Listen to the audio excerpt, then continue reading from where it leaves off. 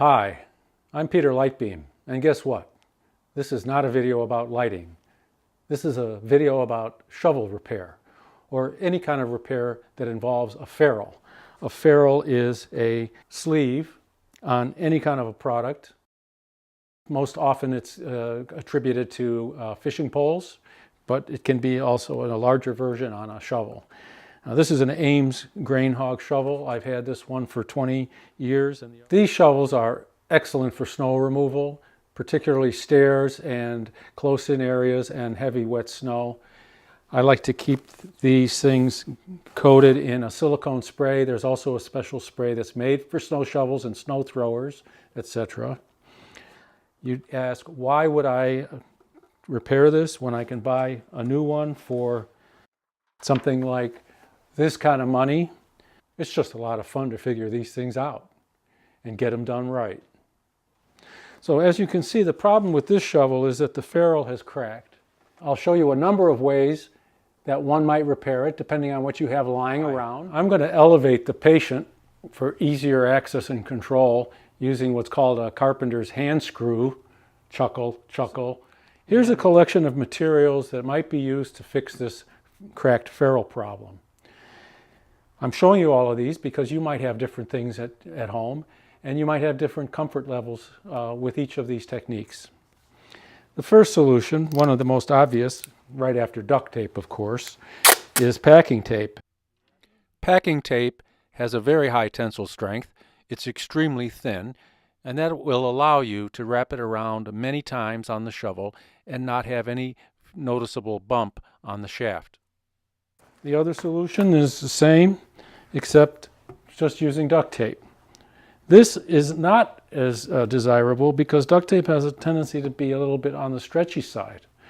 You want something with a tensile strength. The old-fashioned electrical tape, which is called friction tape, it's actually a canvas cloth, which is one of the original cloth tapes, and it's not very stretchy at all, and you could wrap that around here quite frequently. In fact, the shovel that I have in my car has that material wrapped all the way up the handle, and it creates a friction kind of a grip. Those of you who played hockey in the old days with wooden sticks remember wrapping them with copious amounts of friction tape. This is a good thing to have in the trunk of your car, by the way, if you live in snowland. Now, the tape that really works for this kind of an application is a tape that has a high tensile strength. This is filament tape. You're all familiar with this. It's used to be used in packing. It's not as popular anymore. But this has basically fiberglass strands in it, and it does not stretch. And if you were to wrap this around here carefully and frequently, you could fix this very well. If for whatever reason tape doesn't work for you, here are some other solutions. We could also use cable ties here. It's a quick solution. For this, make sure that the top of the shovel or the front of the shovel is facing up. Then, if you use your right hand on the top of the shovel, your left hand will slide up and down the shaft. So make sure that the nubs here are on the top surface, away from your fingertips. I've used 5 cable ties. You can use as many as you like. I didn't want to burn up my stock. I think we should trim them, and a diagonal cutter works very well for this process. Well, with those trimmed, I think we ought to cover this up with the friction tape or electrical tape that we've used before. This is a very good wrapping material for this. It's excellent. Now you'll see here that we have a nice smooth wrap on the cable ties, and the little nubs are hidden underneath so that they're not going to be that much of a bother. Now, one of the quickest and strongest solutions for this is a hose clamp. These are used to hold traffic signals to the spars that they're mounted on. They're extremely strong. You want to make sure that the shovel is facing up so that the crack is on the other side in this case. And we'll put the hose clamp on. And we'll make sure that the gear that tightens it up is facing upwards. When you tighten this up, you get a feeling for how strong this really is. Now what's left over is a bit of the strap that's extremely sharp, so we have to take care of that. Again, we'll employ friction tape, and we'll wrap this thing well so that our hands clear that node that's created by the clamp. I'm going to show you how to wrap this with nylon twine. It's a little heavier than a mason's line. With that material, when you cut it, you always end up with a ragged edge. So it's a good idea to trim it off and then melt it. And I like to have a piece of cardboard. I like to melt it real good and have a piece of cardboard lying around and kind of feather out the molten nylon, and so it comes to a point.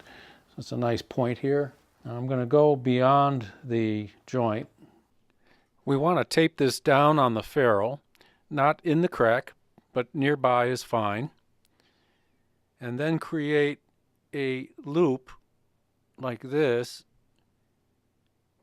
that goes back towards the other direction, and then wrap this around so that it's wrapping around on the tail of that loop, and gently hold it in position for now, and get that loop beyond the joint in the ferrule and the handle, and wrap it, and just begin to get a little bit of a grab there, and you can start to tighten this up a little bit as you go. You get it to the point where there's a bit of a bite. You can now tighten it up real good and then begin wrapping. Now you want to wrap it so that the new material that's being laid down is pushing at an angle against the coils that are already wrapped. So it's pushing the coils together and keeping everything nice and tight. So we'll finish the wrap. And little story here, if you have ever been to a seaside place where there's old ships, you'll notice that there's a lot of lashing like this, a lot of bollards. This has been a technique that's been used for millennia. Fastened stone heads to axes and arrows. So it's a reliable technique. Now, here's the secret. We push the free end through that little loop while keeping things tight. We'll grab the other end, and I'll do so with a pair of pliers to make it easy on myself. I'll grab that other end of the lead, and I'll pull on that, simultaneously keeping the other lead tight. And you see what happens? This thing gets pulled under the coils. That's the secret to this technique. Now you want to pull real tight, and you want to get that so that it's at least 2 or 3 or 4 coils underneath, so that thing will never come undone. Now we've got that pulled in there now, and we're at about 4 coils. Now we can trim this off flush.